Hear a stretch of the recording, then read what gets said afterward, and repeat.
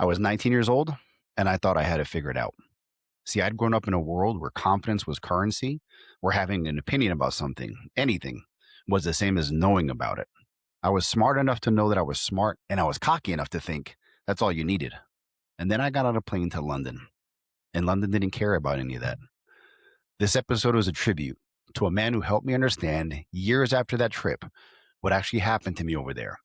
A man who made a career of getting humbled, staying curious anyway, and bringing us along for the ride. That man was Anthony Bourdain. And if you're listening to this podcast, there's a decent chance he changed your life too. Welcome to this week's episode of Unhospitality. I'm Jeremy Marquardt. Let's get into it.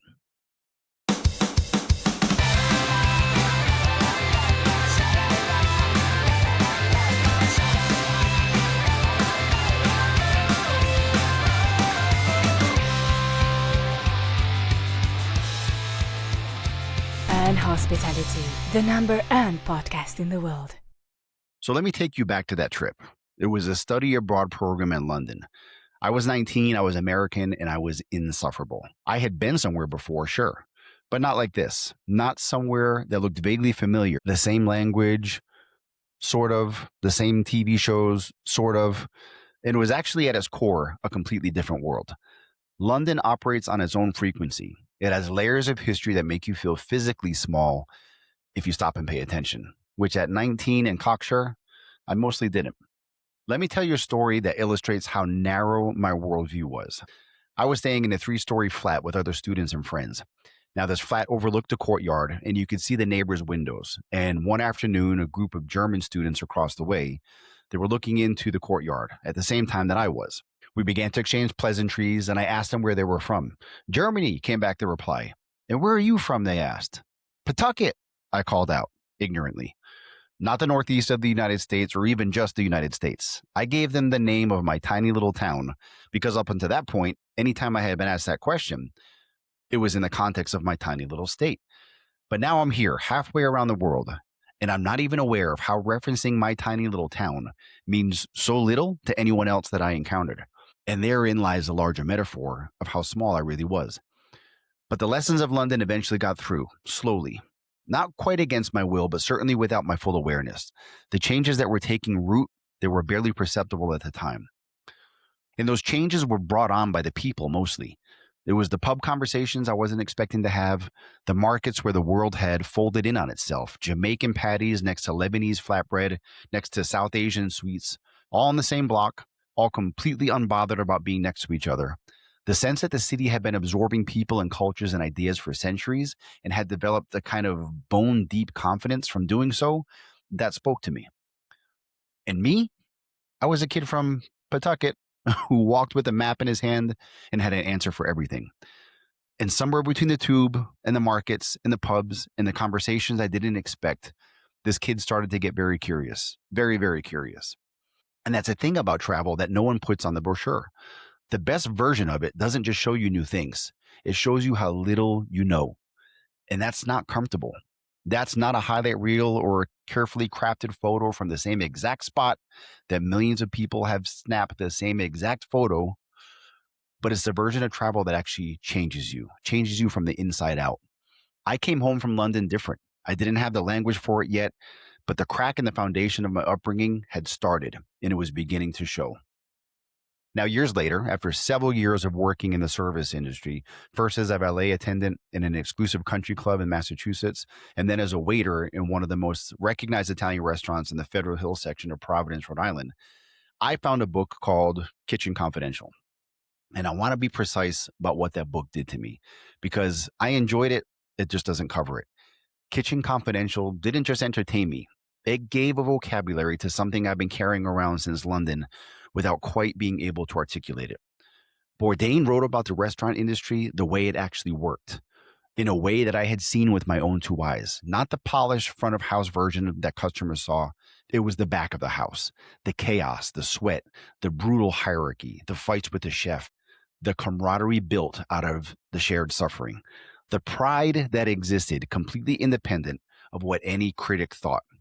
He wrote about the people that no one was writing about. It was the line cooks, the dishwashers, the unglamorous machinery behind every beautiful plate. And he wrote about them with a clarity and wit and genuine, unironic respect. I identified with that. This book actually is why this podcast exists, not as a tribute to Bourdain specifically, though we'll get into that later in this episode, but as an operating principle. Unhospitality exists to tell the stories that don't make the brochure, the gap between what the industry performs and what it actually is, the invisible labor, the honest accounting, the biting, affectionate truth, the connections that are forged through shared misery and triumph. Kitchen Confidential is my North Star, and Anthony Bourdain wrote it. So who was he? Bourdain was not a celebrity chef. He was a chef who became a celebrity, which is a completely different thing. And the distinction mattered to him in a big way. He came up through the ranks, decades in professional kitchens, most of them unglamorous, all of them formative. He had the tattoos and the attitude and the moral code of a man who had earned his opinions. He wasn't just mouthing off. He was allergic to pretension. And I remember a specific scene in No Reservations, one of his travel shows, where he vehemently decried the British monarchy in a convo with someone who was painting them in somewhat of a sympathetic light. He had no patience for that. And he had no patience for food that was more interested in being photographed than being eaten. It was the same instinct with people. If you prefer cameras over a thought-provoking conversation, he had no time for you. He said out loud the things that everyone in the industry was thinking, but that not a lot of people were saying. And then after he wrote his book, he went and he did something nobody expected. He became the most empathetic travel journalist on television. Parts Unknown, where he started, it wasn't just a travel show. It was a listening show. Bourdain would show up somewhere, Vietnam, Iran, the American South, West Virginia, Beirut, in the middle of everything falling apart. And he would sit down and eat with people and actually listen to them, not to make a point, not to validate a thesis that he had already formulated on the plane ride over, but to genuinely understand what their life was like and what the food meant to them and how they saw the world. I said it quickly, but let me repeat. He went to Iran, broke bread with everyday people to realize that their life was just as rich and fulfilling as someone who lived in New York City, if not more. In an era of division, in an era of hyperbolic headlines and wall-to-wall anxiety about the places and people that were supposedly most different from us, he was quietly making the opposite argument, that the world is mostly full of people who want the same things that we do.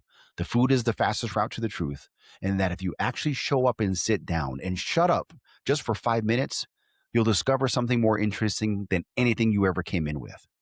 He sat down with the people who in my newspaper were demonized, and he put their beautiful, complicated, messy humanity on full display.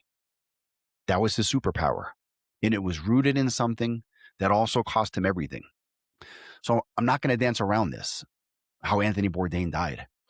He took his own life in June of 2018. In fact, that's why I'm making this episode now, because it was the 8th anniversary this past week. He was filming an episode of Parts Unknown in Strasbourg, France, and he was 61 years old.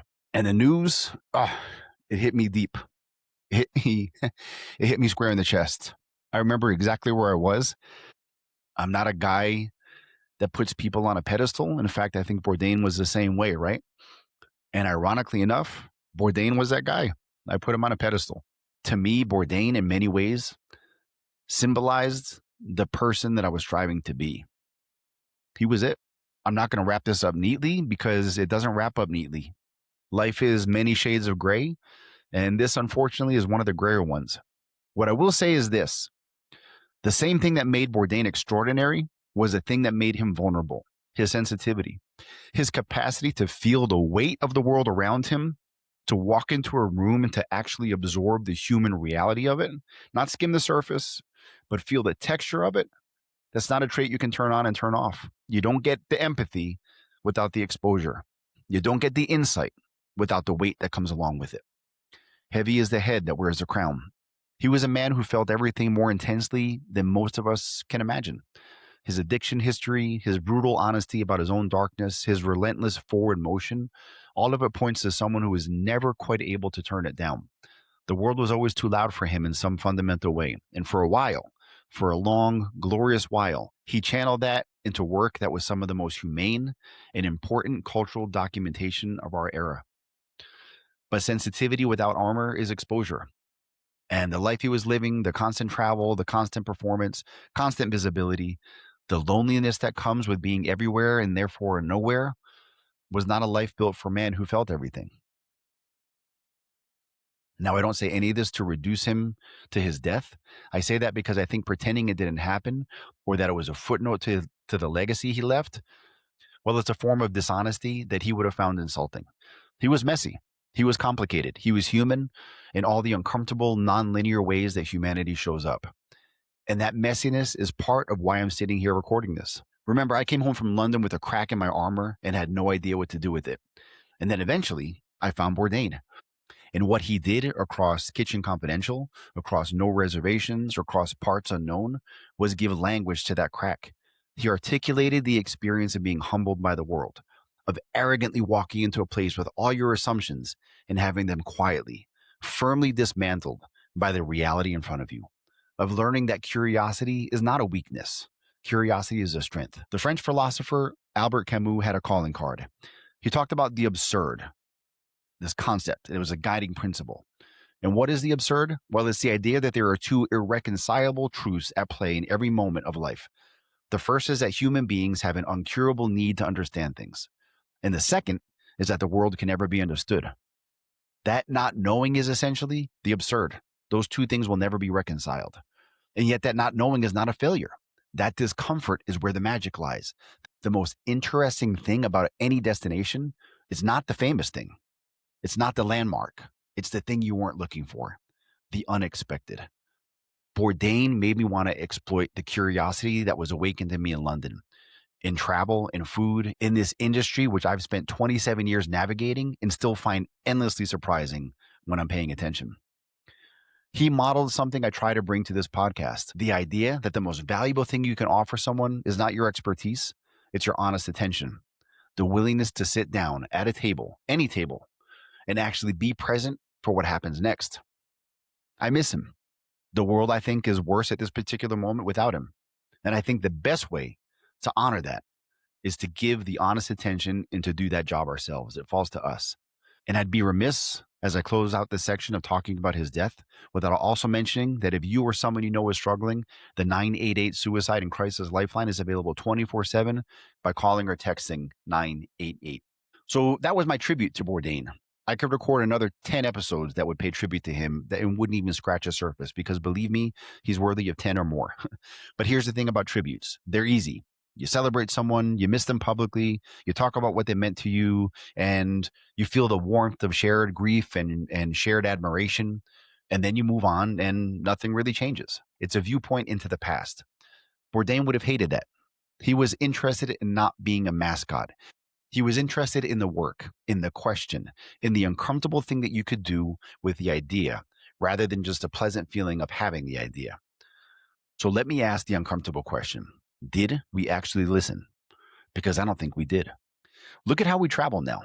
Look at what we've turned into. We crowd around the same 15 landmarks. We queue for the same photographs in front of the same backdrops that 11 million other people have already photographed.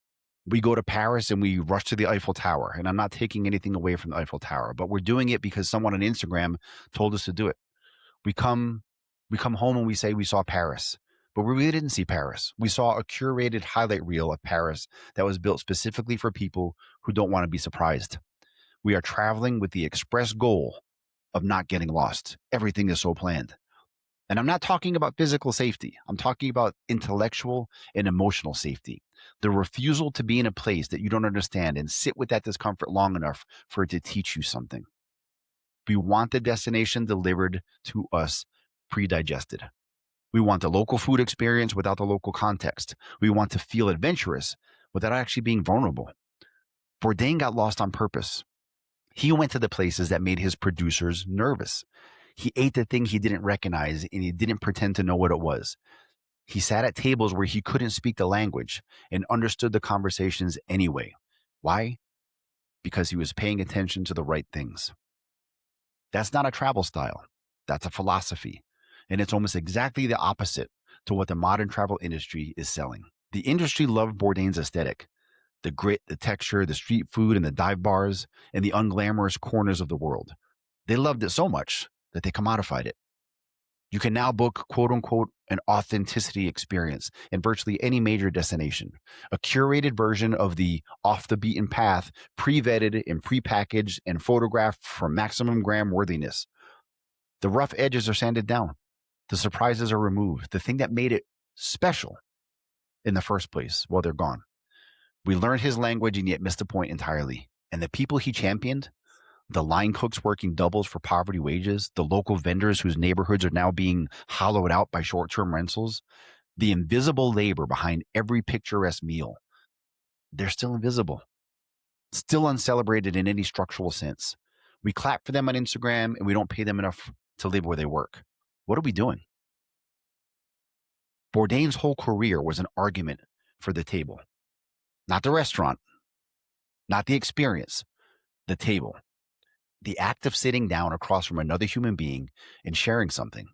The radical, stubbornly optimistic idea that if you actually do that, if you actually show up and eat and listen, you will find more common ground than the headlines ever told you existed. He sat at tables around the world with people whose backgrounds and values and politics were nothing like his. And every single time, the argument was the same. These are people, full people, with full lives and complex histories and food that is worth your attention and stories that are worth your time.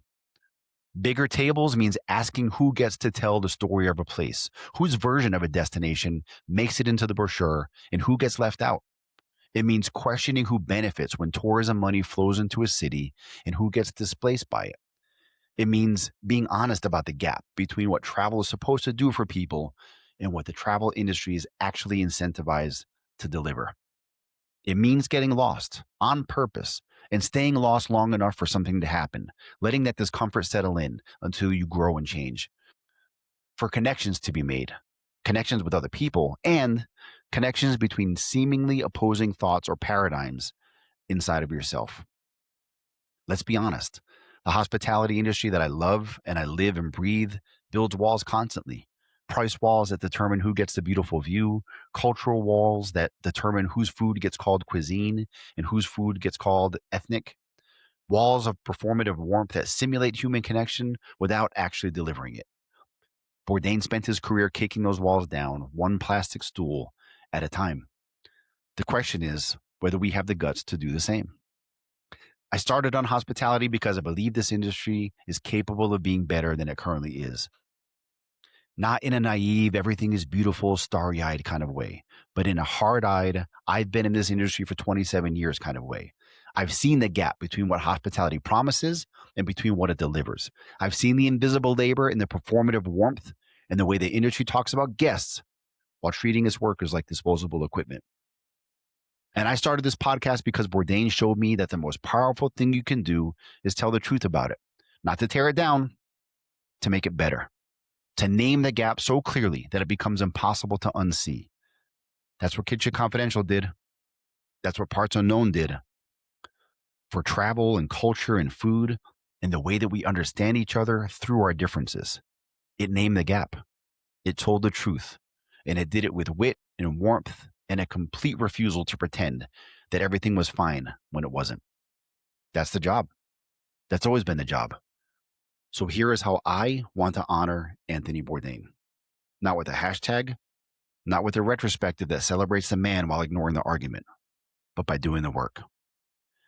By telling the truth about this industry the way he told a story about his. By building a bigger table, not the higher wall. Bourdain once said, travel isn't always pretty. It isn't always comfortable. Sometimes it hurts and it even breaks your heart. But that's okay.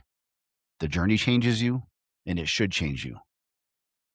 It leaves marks on your memory, on your consciousness, on your heart, and on your body. You take something with you. Hopefully, you leave something good behind. I was 19 years old in London, and I came home a little cracked open.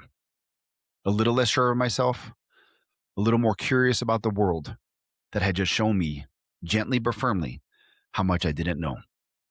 And that was the best thing that ever happened to me. Bigger tables, not higher walls. Thank you, Anthony Bourdain, for showing me the way. And thank you for being at this table. That's this week's episode of On Hospitality, guys. Until the next time, safe travels.